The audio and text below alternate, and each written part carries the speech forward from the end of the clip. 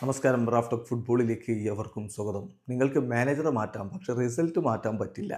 അതാണിപ്പോൾ യുണൈറ്റഡിൻ്റെ അവസ്ഥ. ഇന്നലെയും അവർ പൊട്ടിയിരിക്കുന്നു. നോട്ടിംഗ്ഹാം ഫോറസ്റ്റാണ് അവരെ തോൽപ്പിച്ചിരിക്കുന്നത്. യുണൈറ്റഡിൻ്റെ മുൻ താരം ആൻ്റണി എലാങ്കയാണ് മത്സരത്തിൽ വിജയ ഗോൾ കണ്ടെത്തിയിരിക്കുന്നത്. കളിയുടെ 5-ാമത്തെ മിനിറ്റിൽ എലാങ്ക നേടിയ ഗോളിന് ഒടുവിൽ നോട്ടിംഗ്ഹാം ഫോറസ്റ്റ് വിജയിച്ചു കയറുകയായിരുന്നു. കളി വിജയിച്ചോടുകൂടി നോട്ടിംഗ്ഹാം ഫോറസ്റ്റിന് 30 കളിയിൽ നിന്ന് 57 പോയിൻ്റ് ഉണ്ട്. അവർ 3-ാം സ്ഥാനത്ത് നിൽക്കുന്നു. അതേസമയം യുണൈറ്റഡിൻ്റെ കാര്യം പരിതാപകരമാണ്. 30 കളിയിൽ നിന്ന് 37 പോയിൻ്റ്. അവരിപ്പോൾ 13-ാം സ്ഥാനത്താണുള്ളത്. ഏതായാലും ആഴ്സണൽ വിജയിച്ച് കയറി എന്നുള്ളത് ശ്രദ്ധിക്കണം. ആഴ്സണൽ ഇന്നലെ 2-1 വിജയിച്ച് കയറിയിരിക്കുന്നത്.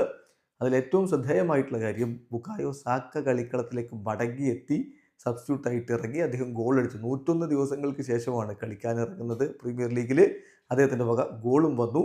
എന്തായാലും 2 ഗോളുകൾ ആഴ്സണൽ അടിച്ച മത്സരത്തിൽ ഫുൾഹാം 1 ഗോൾ അവസാന ഘട്ടത്തിൽ തിരിച്ചടിച്ചിരുന്നു. കളിയുടെ 37-ാമത്തെ മിനിറ്റിൽ മെറിനോയിലൂടെയാണ് ആഴ്സണൽ ലീഡെടുക്കുന്നത്. ആ ഒരു ഗോളിന് എൻവനേരിയാണ് അസിസ്റ്റ് കൊടുക്കുന്നത്. പിന്നീട് 2-ാം പകുതിയിൽ 66-ാമത്തെ മിനിറ്റിൽ എൻവനേരിക്ക് പകരം ബുക്കായോ സാക്ക കളിക്കളത്തിലേക്ക് വരുന്നു.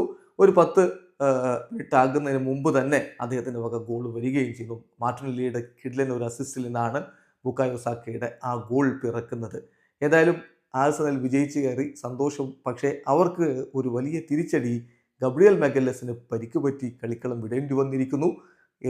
റയൽ മാഡ്രിഡുമായിട്ടുള്ള യുവേഫ ചാമ്പ്യൻസ് ലീഗ് മത്സരം അടുത്തു വരുന്ന ഘട്ടത്തിൽ പ്രധാന താരത്തിന് പരിക്കേൽക്കുന്നു എന്നുള്ളത് അത്ര ശുഭകരമല്ല.